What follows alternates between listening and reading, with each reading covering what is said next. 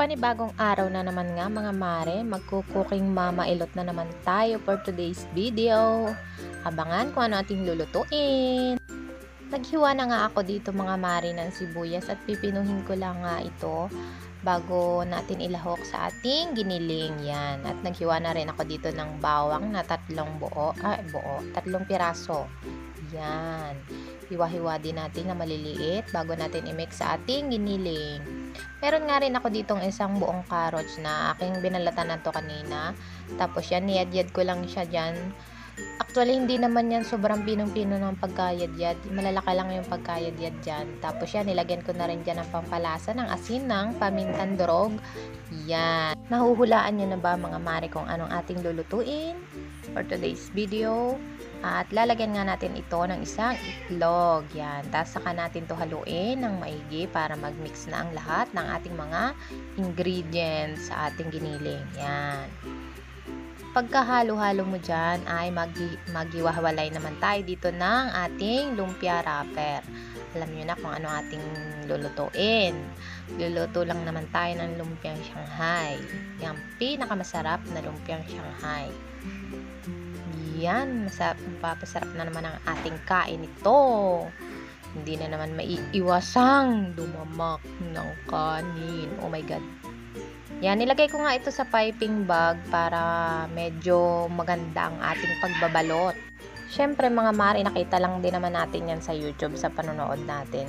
Nilalagay nila sa piping bag para maganda nga naman at maayos ang ating pagbabalot sa ating lumpia wrapper. Ayan. At maliit nga yung butas kanina kaya aking pinalakihan pa yan para yan. Ganda na ang resulta. Yan. Hinayaan ko nga lang na ganyang kahahaba siya. Tapos mamaya ko na lang pag natapos saka gugupitin sa gitna. Hahatiin ba? Yun. O, diba? Ang galing.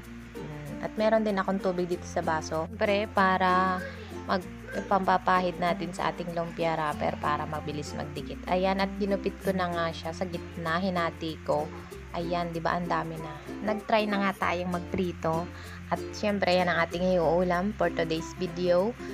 Yan, nakapagprito na tayo. At tayo nga ay magpiprito pa ng tilapia. Hindi pa nga tayo nakontento dun sa ating lumpia Shanghai na yon. At tayo magpiprito pa dito ng 3 pirasong tilapia. Ayan.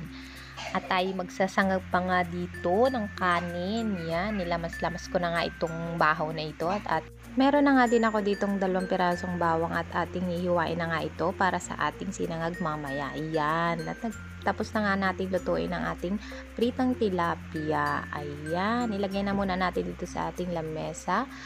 Next naman natin ay ating pagsasangag ng kanin. Yan. Gisa-gisa na nga ako dito ng ating bawang.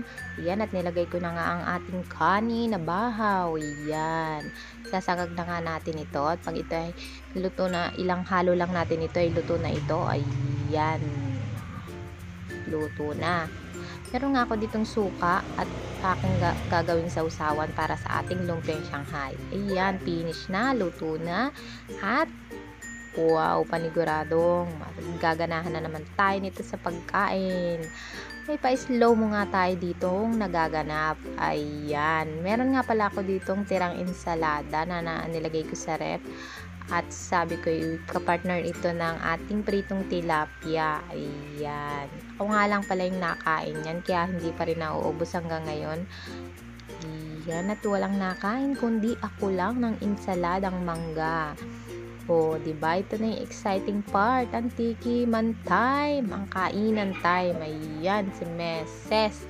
O, diba? Sarap ng kain. Arp, arp. Yan. Kita naman sa katawan. Ang sarap po. Ang sarap kaya. Promise. Kaya, try nyo na rin mga mare. Yun lang. Salamat.